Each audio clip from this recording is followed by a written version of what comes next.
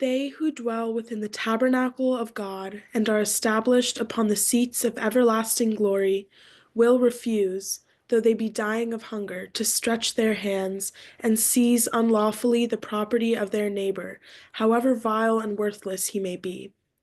The purpose of the one true God manifesting himself is to summon all mankind to truthfulness and sincerity, to piety and trustworthiness, to forbearance and kindliness, to uprightness and wisdom. His object is to array every man with the mantle of a saintly character and to adorn him with the ornament of holy and goodly deeds. Baha'u'llah. Thank you. So today we're really happy to have Ms. Deborah Walters, and her topic is From Chaos to Connection, Harnessing the Power of Collective Consciousness. As a health practitioner, Deborah Walters believes that providing care goes beyond addressing physical illness. Using her 15 years of experience and research on the microbiome, rewiring the nervous system, and trauma, she's tenacious in innovating new ways of holistic healing that are both effective and practical. Her research on the body, ego, and soul coherence led to the publication of her internationally selling book, The Supreme Remedy, which offers deep insights into the Baha'i Fast. Her combination of science and spirituality enables her to be a popular speaker and relatable educator. Currently, she's immersed in research towards a PhD in Neurobehavioral Sciences, seeking the knowledge that could wholly but not entirely eliminate fear. So with that, I'll hand it off to Ms. Walters.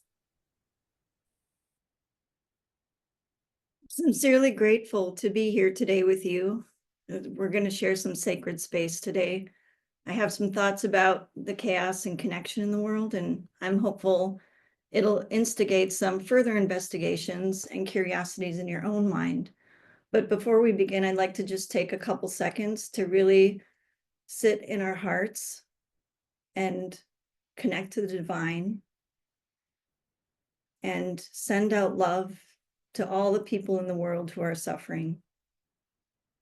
It's a lot of suffering, all our planet, all of its creatures, including yourself. Feel that connection to your divine self and radiate that outward, holding space for your own suffering and the suffering of our planet and its creatures.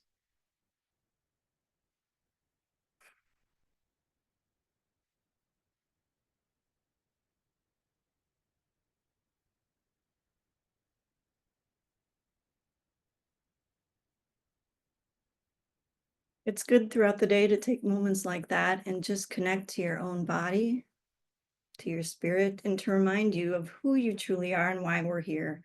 You're a noble soul, and the world is going to help you forget that very quickly.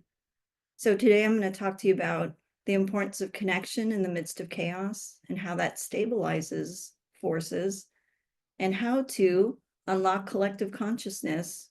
My last talk on this channel was about individually harnessing spiritual power and how to do that, how to train for that.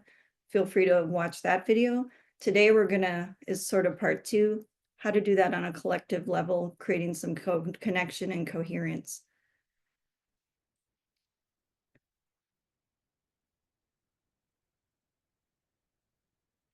How does your body feel when you read this? This was a top headline a couple days ago. Notice what thoughts are generated. What sensations do you have below the neck in your body? It's important to be mindful as we're in conversations, consuming news, or anything we're connecting to or with, to notice what's happening within oneself.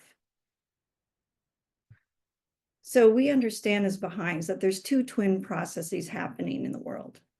One is we're building something new, the like of eyes which no mortal eyes have seen, a new system that's based in justice and equality. And the old world order that is unequal, and I assume you're feeling that in your own personal life, is breaking down. In order for that new thing to work, just think about any new thing you want to do. You have to destroy something first. I want to create a habit. The new year just happened. I like to start exercising. Well, you have to destroy an old habit. So the first act of creation is really destruction. So creating this new world order that's equal, acknowledges the oneness of all things, really requires a first act of destruction. And we're seeing this everywhere.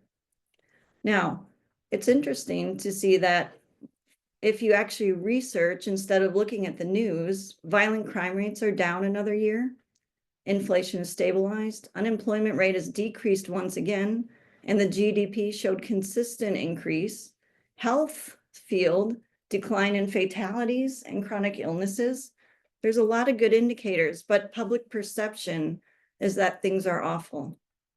And when we read headlines like this, it creates that survival instinct in our body to really activate, because it's scary. And it is true. This headline is true. Over the last 25 years, the statistics say radicalized violence is increasing. Now, one of the most important health indicators for me when I do the research is the loneliness epidemic, the isolation. There isn't a case that I don't hear, I feel lonely, I feel alone, and what to do about that. Disconnection is prevalent. And the connection to health outcomes, mentally and physically, to isolation is staggering. And what does one do? Take a look at this.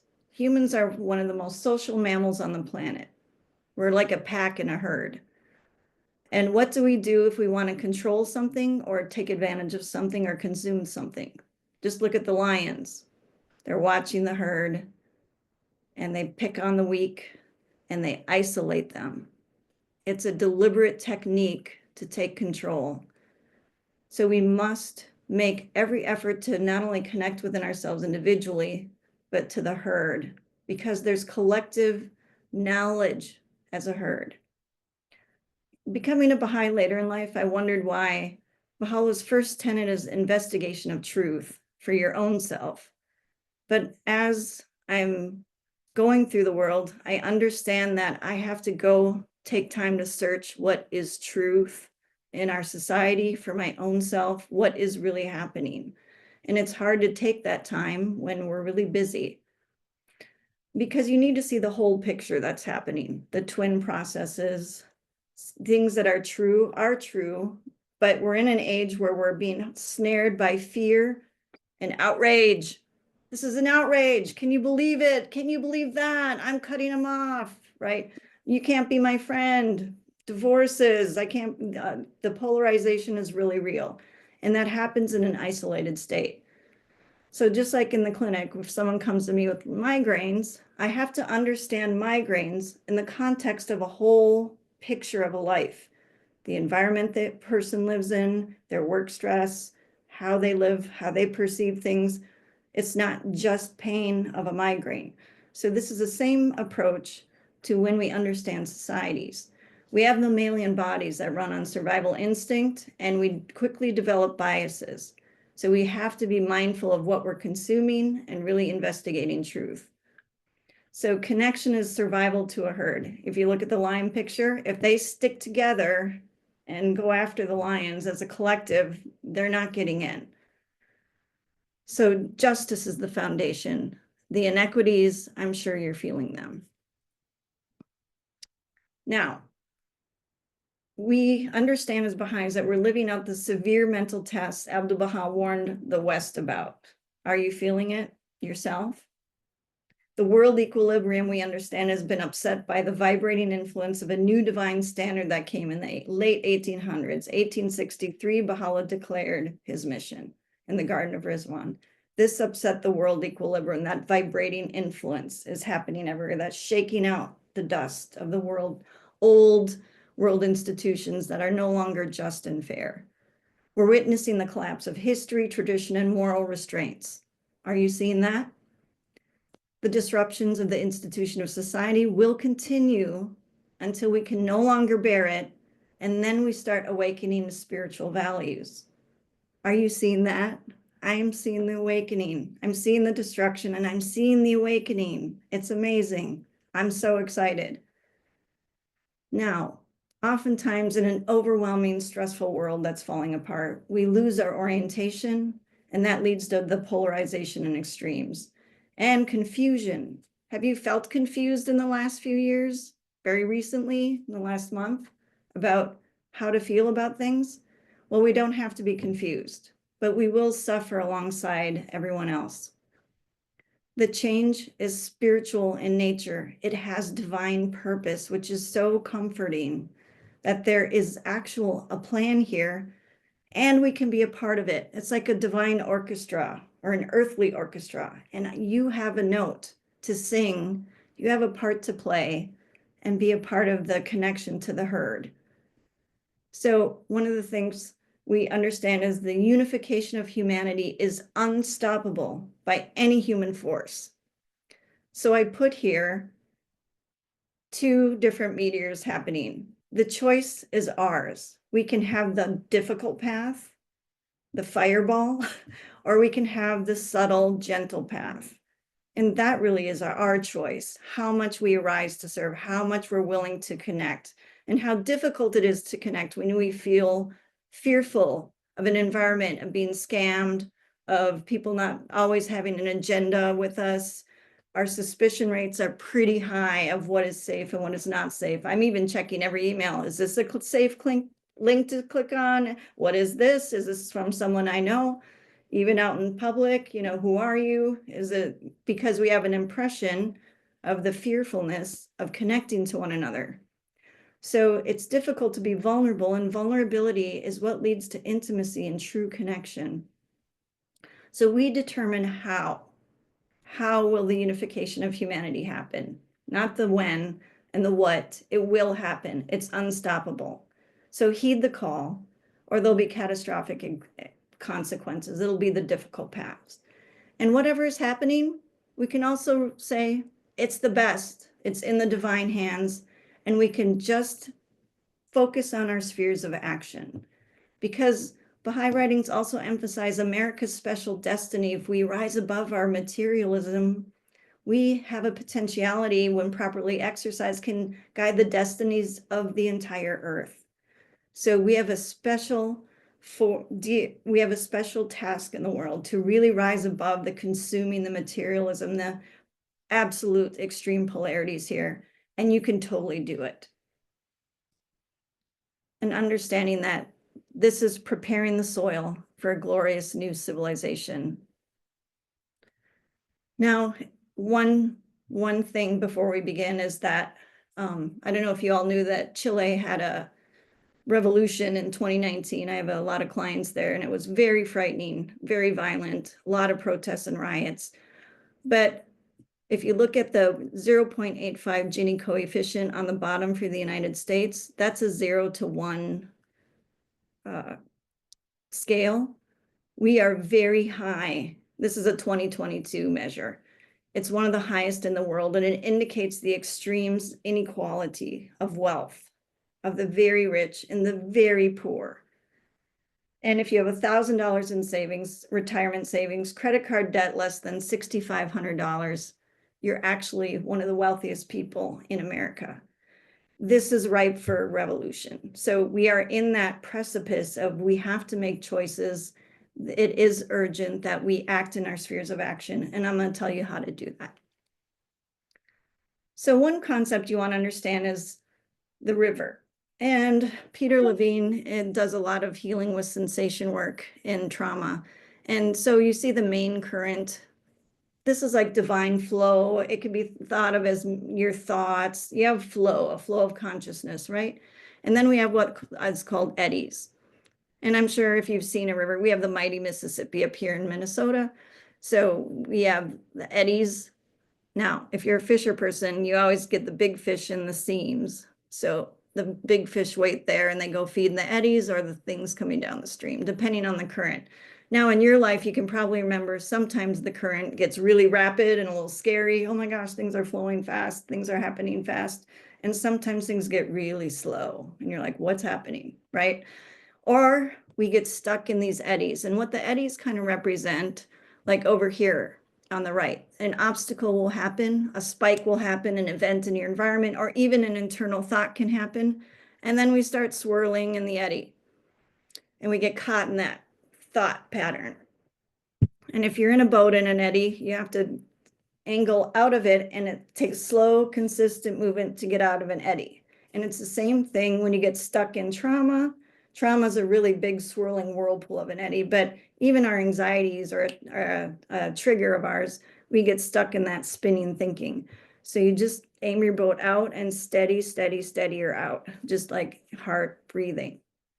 So this doesn't only happen collectively or individually, but it happens in our collective traumas, is that we all have that somatic experience, that collective shared, like the health measures in racism and that oppression of populations is pretty clear how that impacts the physiology, people stuck in those eddies.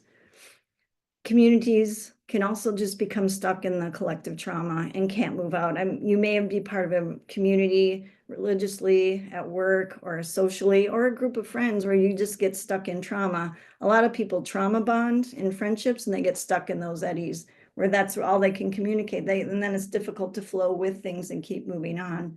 And sometimes it's comfortable to sit in that eddy. It's kind of still, I don't have to move with the river, or I don't like where the river's taking me, like in the world. I don't like where this is going. So we just kind of sit and grab our phones and just sit and spin, right? So you want to be mindful of how you want to keep with the flow of the spirit, go with and really trust it. You want to train for that. So listen, the battle of the mind is over, and the battle for your heart and your will, like your choices, has begun in a big way, especially through technology. Forces are vying to consume your time, attention, and money. And so you have to pay attention to what you're focusing on. Where are you spending time, talent, and money? What are you consuming? And our peace of mind and flowing with our character, protecting our divine fire in our heart, is like our lives depend on it, because the main current of the river of the divine will is flowing faster and more rapidly. So just a couple notes from the last talk, just for those who weren't there or haven't watched it. The internal forces to protect oneself in the world is really important. You have to understand Baha'u'llah's paradigm that the horse is like the body, the rider is like the soul, and the ego, like in this picture, I liken it to a dragon, because dragons are tricky. They use fire, which our brain can use shame, judgment, you're worthless, you're better than. This is kind of fire when I feel bad. It can use seduction. The ego loves seduction. Just do it. It's a good idea. I really want it to. Yes, let's go, right? No, that's a great, hey, you should be justified in your anger, right? It does that one a lot. It justifies your bad thoughts, your horse's bad thoughts. It capitalizes on it. Yes, go attack, eat, bite, right? And also the dragon strategy is to protect gold, whatever gold means to you, your horse. Beliefs, I'm right, you're wrong, or money, literally. So you have to be mindful of attachments that the ego structure will make, that will, your horse, your body will be submitting to that flow rather than your guidance from your soul spirit. So training in that, you can go watch that video, how to train in that, but really self-awareness and discerning signals in the body, because the rider, the soul, will talk to you through signals in the body, sensations, pressures, doesn't speak in English, but your thoughts speak in English, and oftentimes those are just reflections of your feelings. A lot of your thoughts are just feelings, how you're feeling, how you're experiencing life. And then the ego will hop on that and make it a good idea or a bad idea. So you want to just be mindful of, I'm hungry, I'm tired, all the signals that we are noisy animal creatures. So what you have to practice, what is intuition and what is up. This is called bottom up processing. So when you're watching news, consuming information, watch how your body feels. What are the signals? When you're in the company of other people, what are your body signals? And you have to learn how to discern those signals. And things like clickbait get you by feelings of outrage, fear, anxiety, or judgments. So notice when you're consuming media, and this is how scammers get people, is they go fast. So you have a fast and slow brain, it's called in neuroscience. The fast brain is like the first reaction, and it's an instinct response. And that's how scammers, other people, they talk you into stuff really quick because they know how to rattle the chain. Don't feel fooled if you ever get scammed. The smartest people get scammed because they know how to push your survival instinct buttons. They're really good. But then we have this process called the slow brain, which usually the soul will ride into that. It's that slower, calmer, secondary. So always wait for something and wait for that second reaction and try to prevent making quick decisions. But notice what your first reaction is. It's usually just a judgment, a reactivity. Fine, that's just being human. And then just settle that down and then see what that second reaction comes in. And also resist the polarity of expansion contraction. I expand toward things that make me feel good, friends that appear happy to mirror me as in a good way. And I retract from things I don't like, I don't agree with, right? That expansion contraction part of the spirit is really important. Observe prejudices as they come up and beliefs, right? And just calm those down. They're part of brain evolution. Don't judge yourself. Don't let the ego do that to yourself and box you in. So why train? Sorry, I have to move this because it's over my slide. So 60 to 80% of primary care doctor visits are related to stress, but only about 3% get any help with managing that stress. We're in a very stressful time and it takes a lot on your physiology. The outcomes of social isolation and stress are these. You can just browse that over. I'm not kidding you, especially in the elderly. This is really coming out a lot.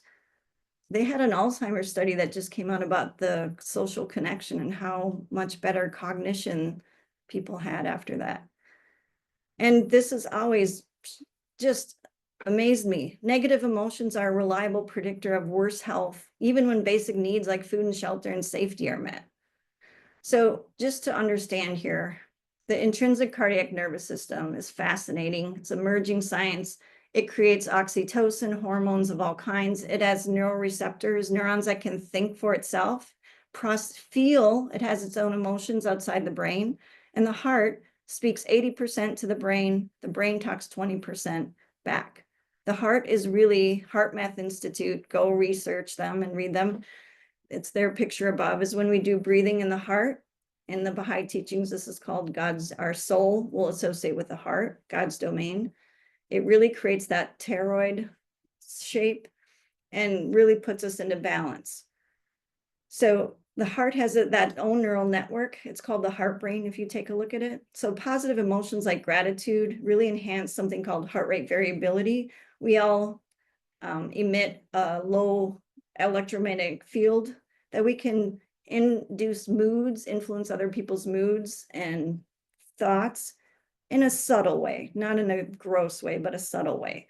I mean, I'm sure you've been around someone who's been in a bad mood and it shifts the energy, or someone who comes in a really great mood and laughing and it shifts, right? This is the EMF field. This is our heart rate variability, is that when you can remain calm in a storm, it dissipates the storm a bit. Again, you can't change free will choices of other people, but it really does have a subtle impact on you, yourself, and others. Now, the Baha'i teachings, just lastly, offer daily training. How can you become more and more radiant in a world that's so stressful? Well, we have daily prayer, called the obligatory prayer, but Shoghi Effendi said it really means rite of passage, which I think is so lovely. So I take my rite of passage every day and say the obligatory prayer. I recite verses every day out loud. I read a little bit. Baha'u'llah asks us to meditate every day. And Abdu'l-Baha defined that as posing questions to the higher self and listening for answers. You need an internal guidance system. And Baha'u'llah also asks us to say 95 allowable pause every day. This is a type of transcendental meditation that focuses the mind, focus, because if you're consuming your phone constantly, your concentration is going to be a lot less. And then we have to think and reflect about these teachings we're reading and apply them into action. This is like dopamine system, right? Movement, putting things into action. And we teach others with our radiance just by being an example in the room, by radiating love, by connecting, by letting our soul rider flow through us, right?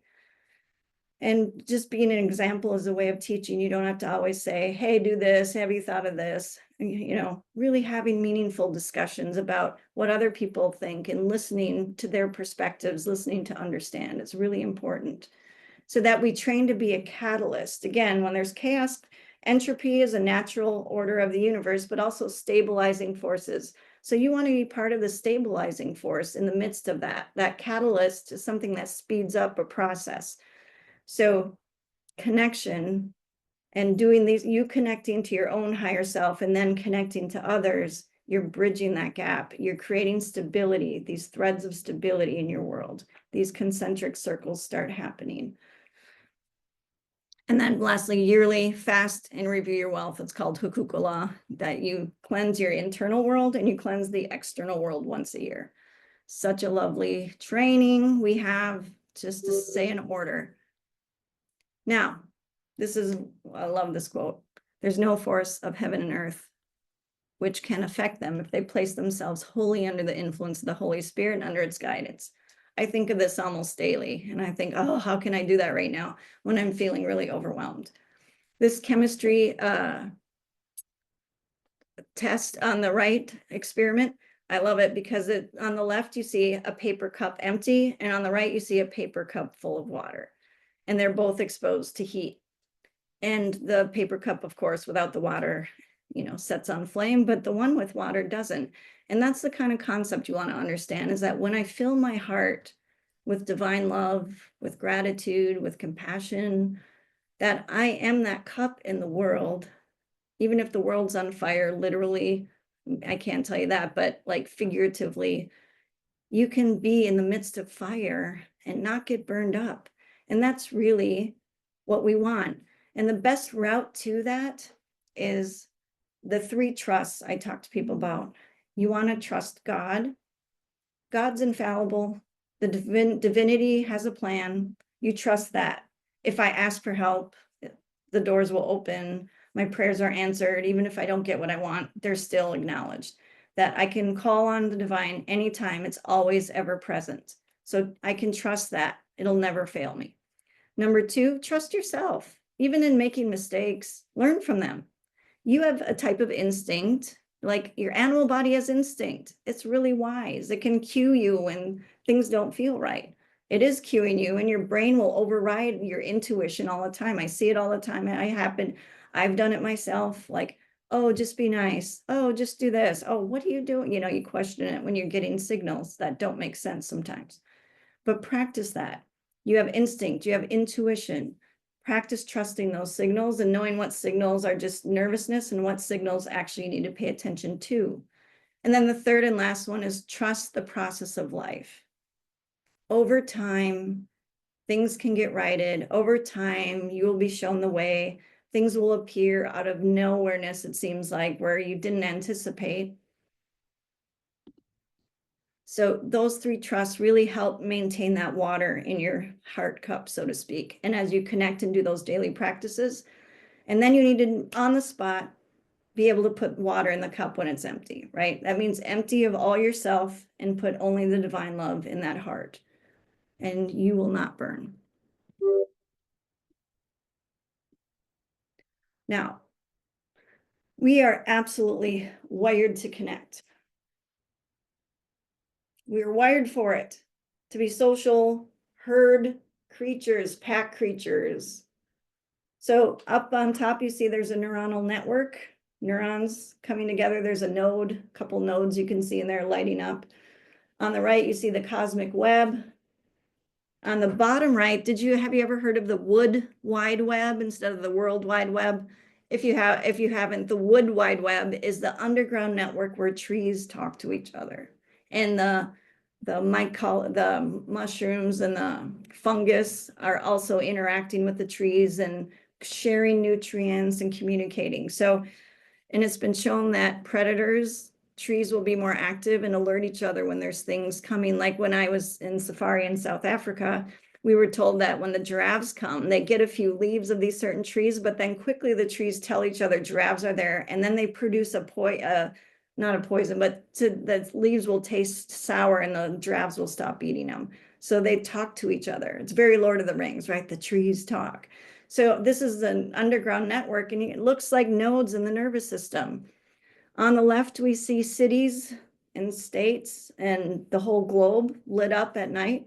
Does it look, so you see this pattern is everywhere in the universe. It's inside of us, it's outside of us. We are absolutely wired to connect. The three main neurotransmitters that help us connect is oxytocin, dopamine, and serotonin. And these are prevalent in the spiritual writings. Oxytocin is love and bonding. We create trust and social bonding with each other. And we see a lot of loving writings and spiritual teachings. Love is the cause of unity in all worlds of existence. It's the magnetism that draws us together. Our heart creates that. Our bodies create that. It's wonderful to feel that way. We have dopamine, the reward, motivation, effort, perseverance neurotransmitter. And we see a lot of those in the writings. Labor is needed if we have to seek him. Ardor is needed. We have to drink the nectar, right? We need to taste the cup. These action words are in the writing. Go place the teachings in action. This is dopamine, the reward feedback. Abdu'l-Baha says, if you should feel so glum, go and help another poor individual and you'll feel better. And it's true because you get that pro-social neurotransmitter because the spiritual masters who come to our planet know us. They're from the divine kingdom. They know the human kingdom. They know how we're wired, how we work, and they want us to be happy and connected. And the last one, serotonin, is our social cooperation neurotransmitter. It's our contentment.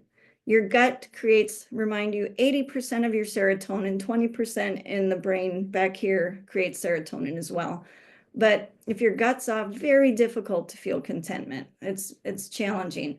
But this is also in the writings. Be content with whatever God has ordained for thee.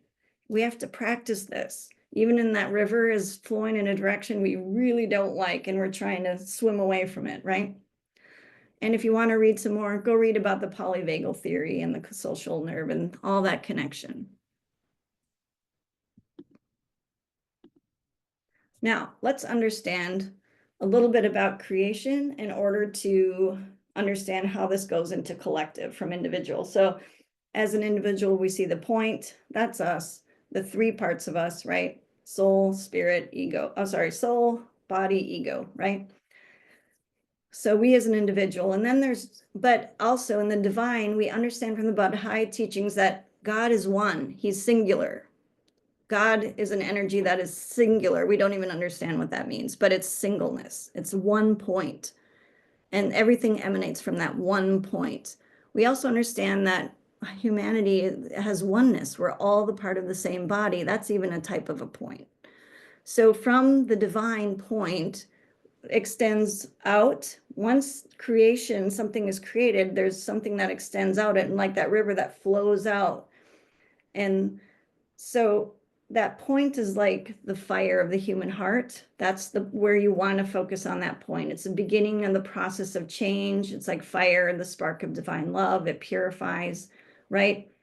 And things can be created from your heart in the world, not a mentalized creation, but from the heart. So it's the individual is very similar to the collective, right? So divine, as you see, the arrows always flowing towards us, always flowing. Again, ever present. We're always immersed in the sea of blessings.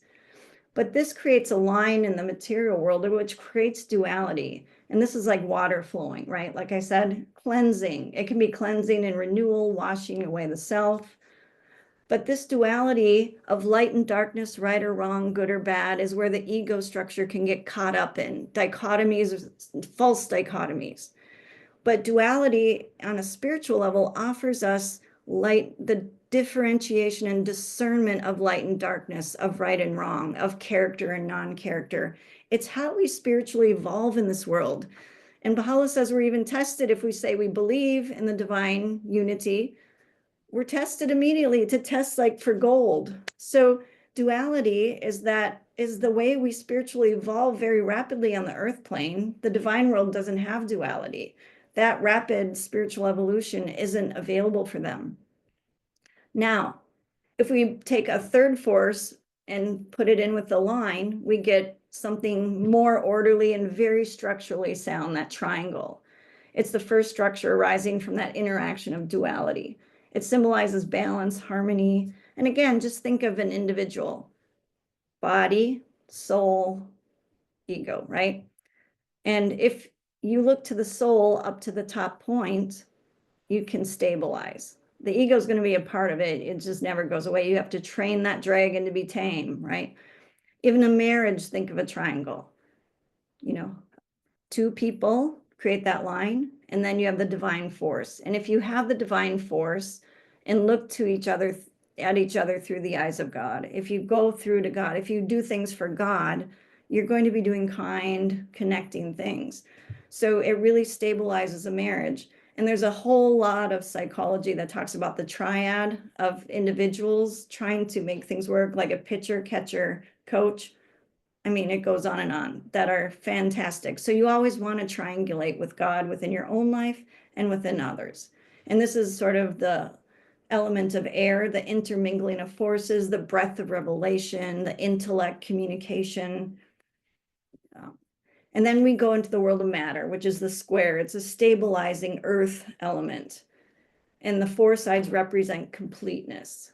So earth is really stabilizing, it's grounding, fertile soil of the heart, that divine knowledge can grow, that you put it through and it reaches towards it, right? Knowledge into action. So this is really important paradigm to understand in the world what's happening, that we're getting stuck on that duality, and we need to get in order and matter into stabilization and get out of the polarities. So let's talk about that a little more. So the extreme polarizations of opinions and sides in our world is sort of like, I'm a Midwest person, live in the Midwest now. We know what good thunderstorms, tornadoes, we're familiar with them. And what happens when a warm front and a cold front really meet and they clash, right? And so this is sort of like the realm of tests and trials are to distinguish that, what's sparking forth, right? When these clash, what's happening? And they're meant to meet. They can clash, or they can, but they will meet. And we want to be striving to overcome our lower instincts, our fast brain, that reactivity when these two forces meet. And they should meet, they should connect, because storms are great when they're not violent. They wash away things. They provide, lightning provides nitrogen for the plants. I mean, I could go into weather systems, read all about it. But we have to know the difference between disagreement and disconnection. Again, difference between disagreement or diverse opinions and disconnection, and disconnecting from your own self in a discussion. When you disassociate, you just wall up, right? You've totally disconnected from your own self. Maintaining connection with your own heart, and really embracing, if you're on the cold side, embrace the warmth as it comes in and let it temper you a bit. And that's the beauty I find of having discussions with people with really diverse opinions than mine, is it tempers my own. It makes me come more towards the middle. I feel deeper connected to someone when I really listen to understand.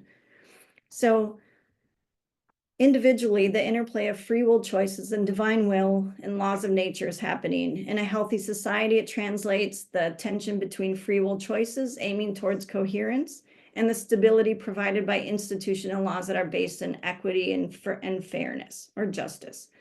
But the more polarized we become, and the clashing and more tornadoes we get and big storms, we're going to just have more chaos and less stability. And if we have institutions that aren't fair and equitous, it's just looks like all random chaos.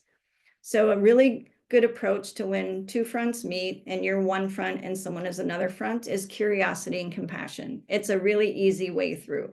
It'll dissipate the storm. And also what dissipates a storm is taking 100% responsibility for everything. And this is a concept called Ho'oponopono. It's a Hawaiian tradition. Please go read about it. It's fantastic. But it's about taking 100% responsibility for anything, not in an egoistic way where I should feel shameful, less than, I'm bad, not at all, but in a very spiritual, empowered ways. I can do something about this. I can change. So when I see the news and I see suffering or inequity and injustices, it fires me up to be more just in my own life, more responsible, and more attentive to my connections and my spheres of action. I have it be a battle cry for me. So that's what I mean by 100% responsibility. Is like, I'm taking 100% responsibility for this chaos, and I'm going to take that chaos that is within myself. I'm humble, and I have to be humble enough to accept that. I can't take pride and say, that's not me. I don't do that. Because when I do that, I literally do it 3 minutes later. I'm like, oh my gosh, I just did the thing. Maybe in a more simplified or less intense way, but I always get snapped. And all of us do it. I watch others who say, I don't do that. And literally 5 minutes, I'm like, wait, you're doing that. So I don't point it out, but like, it's funny. You will watch it. You'll see it if you do it. Okay. So the really trick here is getting a magnetic heart. Magnets are really interesting. I used to do magnet science for my kids' classes. I was the science teacher there, that volunteer, I should say, teacher. And magnetic is really interesting to study. It's how to maintain balances on the two different forces. So really utilizing those daily practices to create magnetism, because the interesting thing is it purifies your heart. And when you focus on the heart through direct thoughts and action towards the will of the divine, and you draw on confirmations. You want to magnetize your heart to draw on confirmations. That's why gratitude, compassion, love, this starts magnetizing your heart to draw in things from the divine. Acts of love foster love and unity in relationships and strengthen the magnetism between individuals. An interesting thing on the repelling side, you attract confirmations from the divine world on one side, but it also can repel negativity and lower desires within your own self. So the magnetized heart not only attracts in divine things, but it repels darkness. So it's really important to do these daily practices and protect that magnetism at all costs. That's really your focus here. I just put in a note on the brain. You have two polarizing networkings. One is a default mode network, when your brain kind of goes offline, you're playing, you're dreaming, you're wandering, you're kind of just not doing anything, you're bored. Go into default network, it's reflection. Task positive network is focus. So you have two meditations, and those two balance each other out. So don't always be focusing on something. We're all doing that. You need to go into default mode network and let the brain just be offline. And that helps the magnetic heart too. And just, these were the top stories. Just watch how your body feels reading a couple of those lines. We won't dwell on that. So again, part of my PhD studies is about herd, pack, swarms, hives. What kind of information can we obtain? Answers and guidance we can't imagine, or we don't have in our own knowledge banks. What if I told you that there was a way to harness divine power collectively and actually receive answers from that hidden world, that invisible world, that could actually guide us through this? Well, as you can imagine, the Baha'i Faith has something like that. So we are given this because we're supposed to create a new world civilization, a glorious civilization where all people are one and equal, and that we thrive together. We have coherence. We appreciate each other's diversity, much like we're supposed to live like a herd in tandem together. So a lot of times we have a lot of electrical interactions that we can observe in herds. There's photon exchanges, biophoton exchange. It can be actually photographed. In groups, people look to each other. We have mirror neurons. We look on how to act. We're always looking around, how should we act? We look to social media, how to act, right? And when we see everybody on fire and cutting each other off, we tend to like get charged up and want to do that. We're under emotional contagion. The most emotional contagion, as you can imagine, is fear. Across species, fear is the most contagious. I mean, especially in horses, they spook, they're prey animals. Oh my gosh, stampedes can happen. Aggression is contagious. Empathy is contagious. Joy is contagious. Look at the kids. Have you ever had a kid and two start hugging and oh my gosh, the pileup happens, or one starts laughing, the other group starts laughing. Depression can spread. Yawning in a group, oh my gosh, one person yawns, the whole group is yawning. Vomiting is something that's contagion. Stress is very contagious. So being mindful of who's in your herd, in your home, in your social spheres of influence, that can be contagious, and being mindful of magnetizing one hearts that can sit with compassion and repel it so it doesn't come within you, but you can really help process people. So just lastly about groups, there's a great study at the University of Leeds for herd mentality. How many people does it take to influence a group and change the order of the group? Well, most studies suggest only 5 to 10%. Just think about that. If only 5 to 10% of us on the globe were doing the spiritual thing, like these concentric circles, wow, that would be amazing. So even in a very tense, fearful situation, if 5 to 10% people stay calm, especially if they're looked up to like a leader, that can keep people calm. One of the studies they did was they put a huge group of people in an arena and they had markers on the walls and people just mulled around, and they told like 5% of the people, a handful of people, just walk slowly but deliberately towards this one marker. And it only took minutes for the whole group of people to start walking as a herd towards that. So you can't imagine the power of you harnessing divine connection within you and deliberately knowing what to do, because everyone will look to someone who looks like, I don't want to say a leader, but like confident and knows what to do. People want to glom onto that. It brings diffusion to situations. So those are contagious. So the 3 things you want to be in a circle of influence within your own self and others is encouraging, using loving kindness, and gentleness and compassion. Respect is the one thing I have found in my research that will eliminate fear. Oftentimes we're fearful of people because we don't respect them. And we don't respect the monsters. We don't respect, the polarities are really hinging because we've lost all respect and reverence and the non-acknowledging that we're in the oneness. I'm going to give you a second to just read this.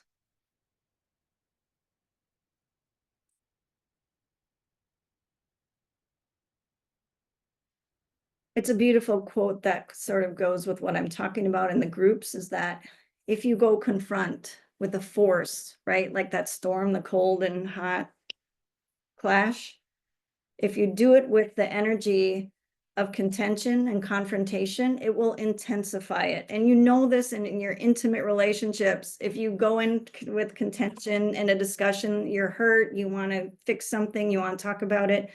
And if you're very tense and very confrontive, that person is going to just go into defense and they'll double down, the claws will glide in, and they don't even know why they're doing it, because that fast brain is just reacting, right?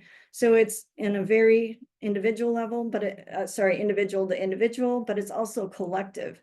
You'll never get any results from that. So we see examples of like Gandhi, Nelson Mandela, how they did not use contention and confrontation, were patient, and really the collective over time moved towards that, which was fantastic to see those examples. So we have something called consultation, which is a key Baha'i principle. It allows the group to tap into collective consciousness or divine wisdom to foster unity. And we're told to consult in all matters, big or small, to let this shine the light of truth. And so let's take a look at these. A lamp of guidance, Baha'u'llah says, which leadeth the way. It's a light which shows the path. When we don't know what to do and we don't have any answers, we can get a group and consult and get an answer from the divine wisdom, the collective consciousness, that group consciousness. It's fantastic when you do it, it works. So on the top right, I have the shining spark of truth comes forth only after the clash of differing opinions. Now, when you're in a marriage or an intimate relationship, sometimes it can feel a lot like clashing, or friendships, right? But it's meant, those hot and cold forces are meant to clash, so the spark of truth comes forward.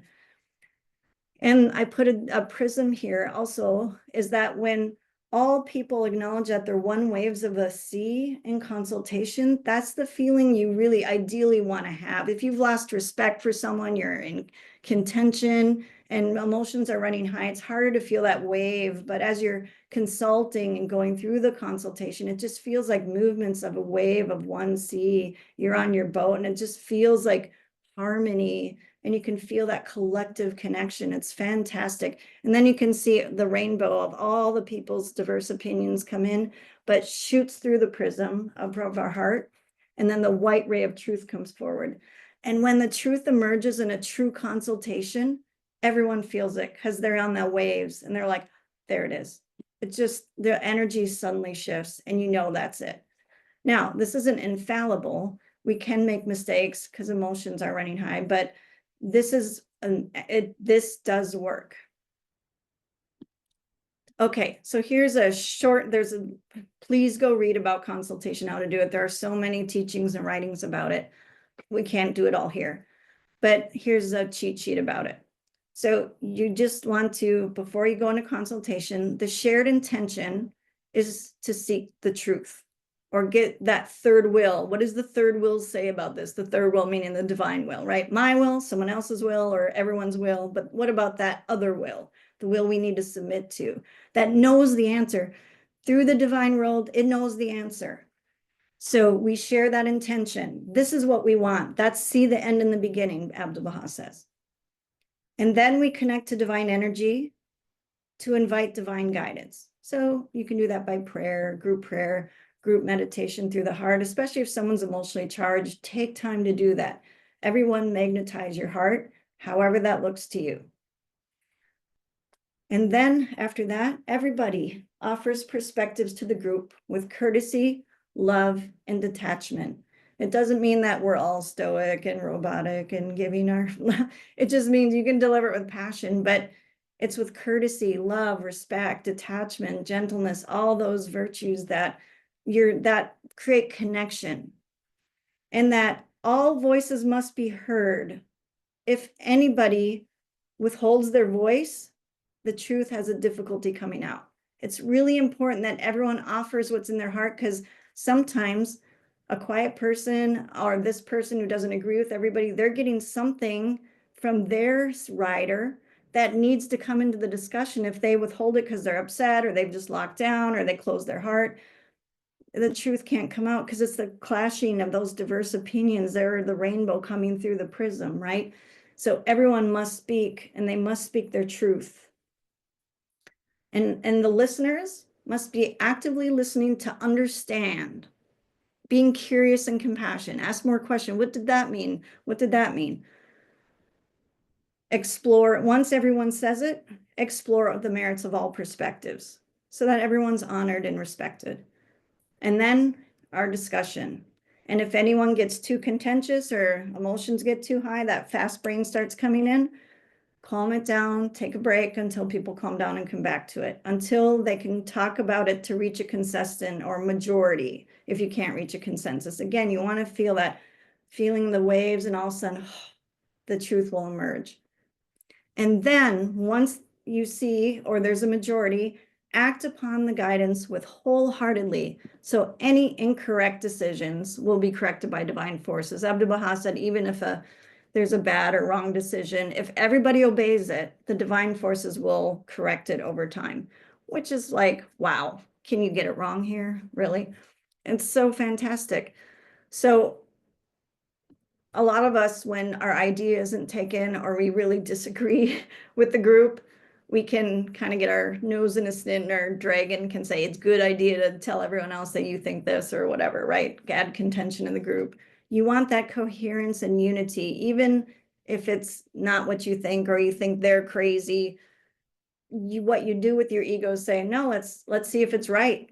I'm curious. I'm going to wholeheartedly get behind this decision and do it to the full extent I can, so that if I am right, like your brain thinks, then God will put it in that direction. That's kind of how I tell people to get their egos behind that.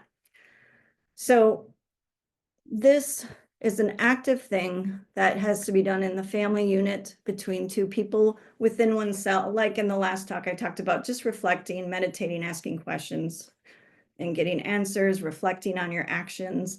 This is a type of consultation with the divine as an individual, with all parts of you. but really as a collective, you can achieve coherence in a group in these methods and emerge, because we have to create a system which no mortal eyes have ever witnessed. How are we going to do that? The only way you can do that is go through the invisible veil and retrieve information about each things we're going through. And before the consultation, really exploring, doing deep dive research, really understanding the issue we're consulting about prior to the consultation is imperative, so that you have, again, your own investigation of truth. What do the statistics say? What does history say about something like this? Looking at this from many angles, what do the writings, spiritual writings say about this? What are the virtues of this? Because we all disagree on values. Believe me, the guy who's too hot and likes it cold at night finds the woman who likes the cozy warm blankets and wants it really hot at night. These are values. And we all like, we always are disagreeing on what we value, but virtues transcend that. So a consultation really depends on that. And that hopefully this will ripple and become a catalyst and become like these neural networks in the brain, that we all become each a node to light up and light up the whole neural system, become these concentric circles in our own spheres of influence. Again, we need 5 to 10% of us doing this, right? It's spreading like wildfire. And I know I'm out of time, but lastly, Auroville, India, go read about it. I didn't even know this was Baha'i inspired. I was just looking for where on earth are they establishing eco-architecture, organic farming, cultural exchange, having consultations regularly in the community, sustainability. And then I read it was Baha'i inspired. I'm like, oh my gosh, okay. There's literally a place that's doing this. It's pretty well known. So please go read about this. What does it look like when a community is very diverse and is regularly consulting about the community and the actions they took and how that plays out? It is playing out. And that, how can I replicate it that in my neighborhood, in my spheres of influence with my friends, my work, in my own self? Again, 100% responsibility. Okay, I'm going to pause for questions now.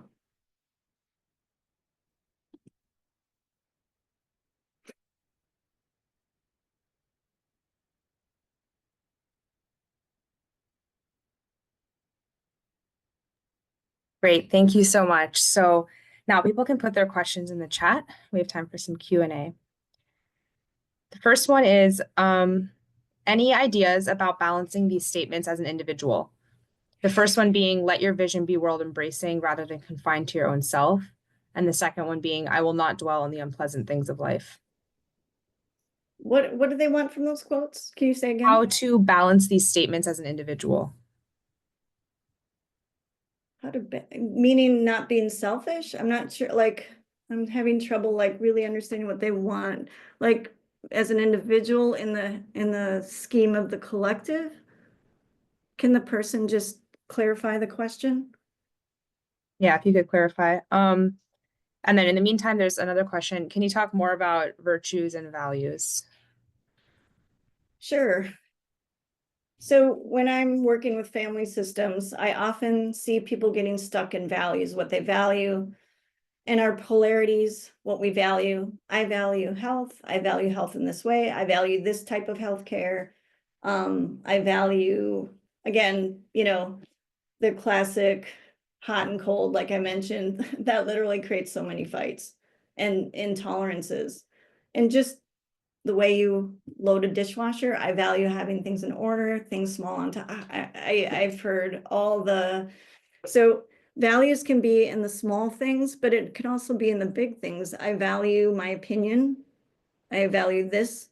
But when you elevate that into virtues, I often say, you two are actually agreeing. Both of you want to sleep comfortably. Both of you, want to be respectful to each other and to your own self, and what you respect your needs. You want to so like when you elevate it into virtue, you often see the thread of unity between the diverging polarized opinions. So values often lead to polarization, and when the values aren't the same, we don't value the same things. And so when you elevate things of virtue like respect, unity, consideration, actually you see people are on the same page when you elevate it into virtues. That's the short answer. Thank you. The next question is, how might one deal with or react to public shaming in a community? Oh, that's so tough. It's happening so much too. And okay, public shaming specifically. Okay, so we talked about the magnetized heart. If you as an individual is being publicly shamed, of course your body is going to react to that. And really being mindful of how you feel about that and being present to your own suffering first. Oh, your ego is going to take a huge hit. You're going to want to defend. That fast brain's going to kick in and want to react and defend and why. And I just meant it and explain. That's really typical. Or lock away. I'm not going to talk to these people ever again. We all have our defense structures, right? I fight, flight, freeze, fawn. Oh, I want to be nice and just make everything right and explain. Nope, none of those are the path. So you have to first sit with how it's making you feel. And so you can calm that 80% of the bottom up overwhelming your brain. And then you want to wait for that slow second response to come from the soul. Your soul will guide you through that. So once you calm your body down, hopefully you've been practicing over time how to your emotions spike, and it takes about 90 seconds for the spike to peak and go through. And so, but what happens is we attach to it. But sometimes in a really intense situation like that, it's much longer than 90 seconds. Like, oh my God, your brain just saying, oh my God, oh my God, oh my God, oh my God, right? Or whatever it's saying. And that feels bad. It feels so bad to be publicly shamed. Nobody wants that. And so again, managing your own internal systems about it, breathing through the heart, all the things you can do to regulate that. I always teach people the whole brain posture. When my horses get really spooky, we start crossing their legs. We start doing this. We cross their limbs so their right and left brain hemisphere can get connected. Or we just stand them and put one foot over the other. So you can cross your ankles and cross your wrists over your heart like this. Now you're in what's called a whole brain posture. You can think through your spiked emotions that are overwhelming the back of your brain. Just breathe in and out of the heart. Feel the sensation. It's probably in the gut, like a punch in the gut of public shaming.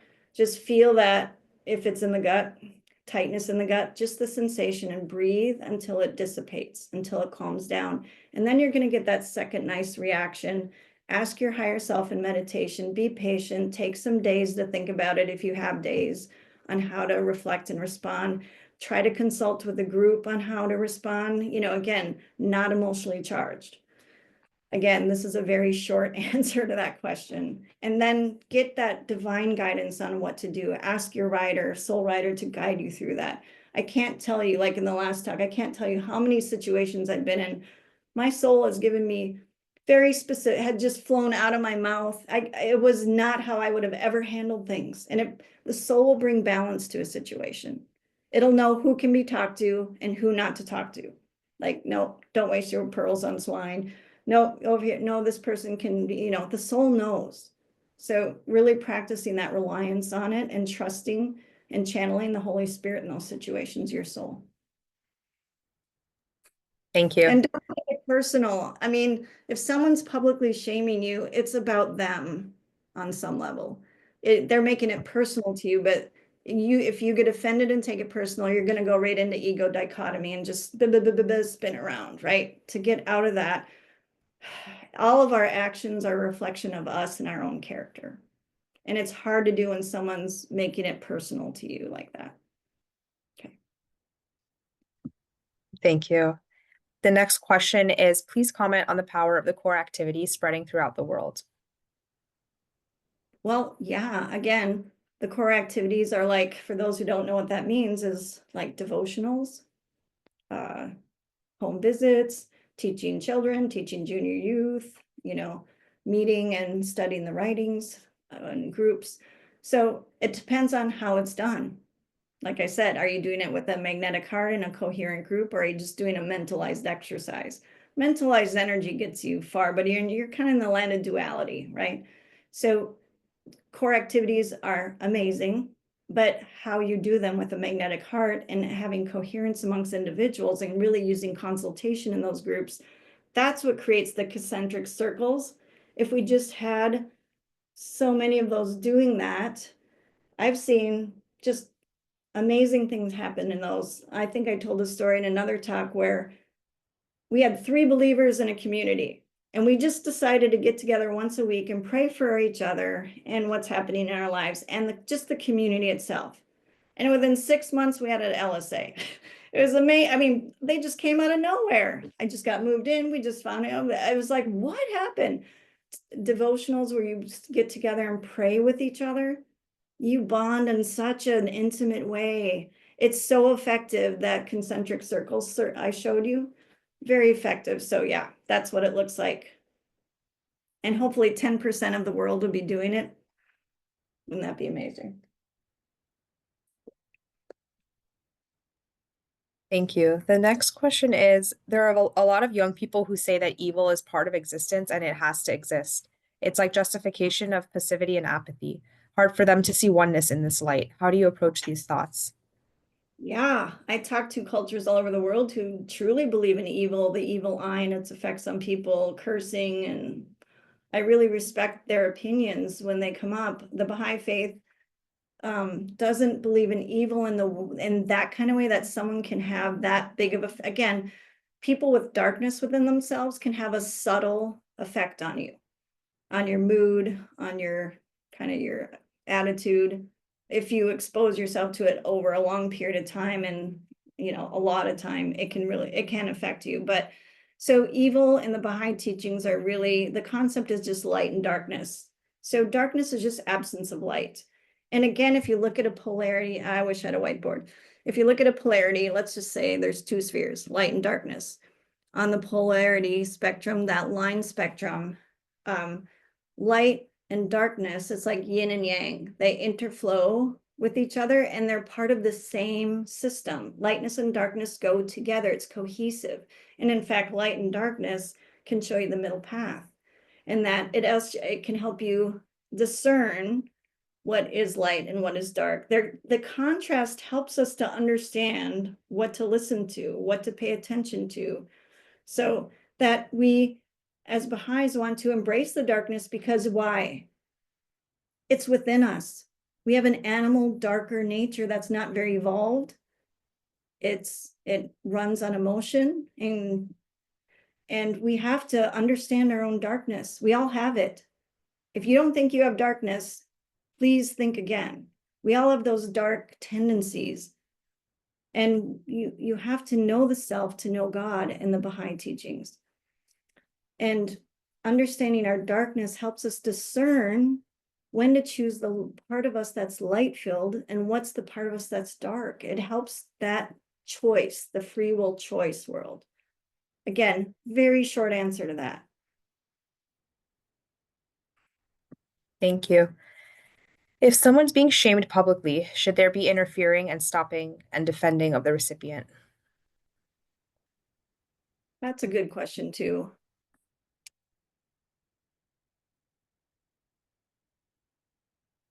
I'm just thinking about, how did Abdu'l-Baha and Shoghi Effendi handle that? Because they were publicly shamed a lot. And what did they tell the believers to do? Because the believers wanted to go like, stop them, right? And really get a hold of them, and sometimes commit violence. Because when we love someone, we want to protect them. And so, interestingly, I observed over and over again, the message was, don't pay it attention. Don't pay it attention. Now, if someone I knew was publicly shaming somebody, I would talk to them privately and just talk to them like, hey, again, listen to understand, not listen to prove your point. Just really try to understand what's happening and what's your purpose of that, and trying to help them understand why they're doing it. Maybe they don't know why they're doing it because they're under the confusion and chaos and cancel culture and all the polarities. But again, so that from the House of Justice, remember that quote, if you do it with force and contention, it's going to backlash. And you're actually adding energy to the public shame and more attention to it if you do that stuff publicly. And for me, that's how I understood why Abdu'l-Baha and Shoghi Effendi might have said, don't pay much attention, don't talk about it.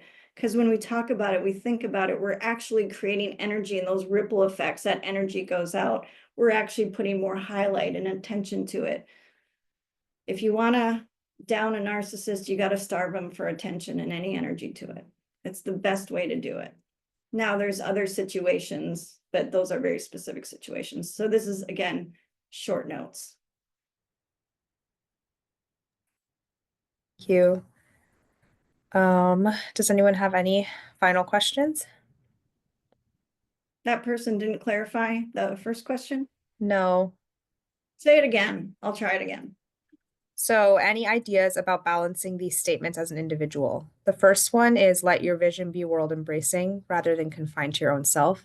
Okay, And the stop second, there. Just tell me the first quote. Okay. yeah. So let your vision be world embracing rather confined to your own self. So when you're working as an individual, you're actually connecting to a collective called a soul, and the soul is connected to all souls. We all know each other in the next world. We all are friends. We all love one another. So when you're watching TV, how often has your brain said, oh, is that in my area? No, okay, phew. Oh, that's not me, right? Our brain tends to go to our own survival instinct. So when you're thinking about how to help in the world, even there, your thoughts will be really what's good for me and my family. It's just a natural order of things because of our survival instinct. You're just going to naturally go there. And you want to have what your first thoughts are. Again, fast brain is going to come up with those kind of thoughts. Slower brain will come up and you say, okay, expand that to the whole. What's good for us? What's good for everybody? And what would be the best outcome for the majority of people? What is just and fair here? So I call it, you have to do ego checks in your thinking, in your words. And that's what you want to do, is come up with your first idea, get all of the first stuff out, and then check it for are these world embracing ideas? Would this benefit all people? Do I want really for my brothers and sisters what I want for my own self, is another way I have people reframe it. Now, what's the second quote? I actually think I understand the question now, because that quote goes on to say, be anxiously concerned with the needs of the age you live in. And then the second quote is, I will not dwell on the unpleasant things of life. So I guess the question is, how can you be anxiously concerned while not dwelling on Yeah, that was things? the second part I wanted to talk about. Yep. So be anxiously concerned. So a lot of people read that quote. I just did a fireside on that quote. That's funny. So when we see anxiety, what do you think? Oh, well, how you feel when you're anxious, right? That you just sit and spin. But you're kind of in that eddy in the river, in the prison of self, sitting and spinning, going between bilaterally, your right and left brain hemisphere, or just in one brain. I've lost my creativity. I've lost my logic, right? And that's what anxiety is. Now, be anxiously concerned in the age in which you live. This is what is the good about every emotion. Has some good quality for you, has some messaging. Anger says a boundary's been violated, action is needed. Usually there's some injustice. Now you have to do an ego check. Am I just offended here? Is this a perceived injustice, right? And then fear is an instinctual response. You need that. Are you really in danger? Or is this just, again, a perception of danger, right? Anxiety is a messenger of focus. Like, what do you do before a test or an exam? Get anxious. It helps create chemicals in your body for your cognitive capacity to focus, because you need to focus during an exam or before you give a talk. You get a little, if I don't get anxious before a talk, it's a pretty flat talk. Anxiety gives me that liveliness, that edge to perform. So anxiety gives you that edge to perform and focus. So when Baha'u'llah says, be anxiously concerned about the age in which you live, he's like, be aware, be mindful, be focused on this. So you can just replace that with, you need to be focused on this. Because, if you're not focused on what's happening in the world, we can't sing our soul's note and play out our personal destinies and sing with the choir of the angels and bring in this divine light. So the focus is be anxious about. We can't tackle them all, but we can, in whatever our small spheres of influence are, start there and focus on that. How can I shift my own internal self to those imperceptible mood shifts, softening energy where there's harshness, bringing in the soul in this situation? And can you remind me the last part about it? The anxious of which, what was the last part? Be anxiously concerned with the needs of the age you live in Mm-hmm. and center your deliberations on its exigencies and requirements. Yeah.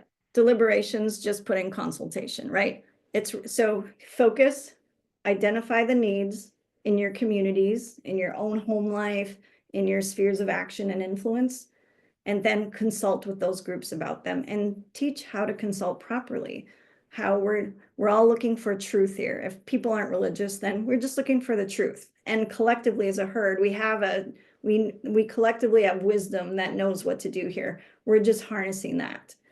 And so once you identify those needs, you go in and consult in these groups and you just repeat over and over again and create that coherence. That was a good question. That's why I want to go back to, I was like, that was a good question. I just wasn't catching, because I'm hearing it auditory too. I'm not visual. I'm a visual person. So yeah. Yeah, no, that was actually a good question. Yeah, I'm glad we went back to it. And I think that's all of our questions. So thanks so much for your time and your talk today. Yeah, my pleasure to be with you. Thank you for inviting me. I hope everyone feels more empowered I know what to do individually. I know that now this collective, how to use it better and really think about it. Go research the terms. I have some slides at the end I could just show for the recording that I didn't have time to get to. Is that okay? Yeah, you can do that. I know we have about 10 minutes left. Because it's sort of like, here are things you can do. You're not powerless here. Because really, the world is making us feel isolated and powerless. And you are not powerless. You are very powerful. Bahala can turn a gnat into an eagle.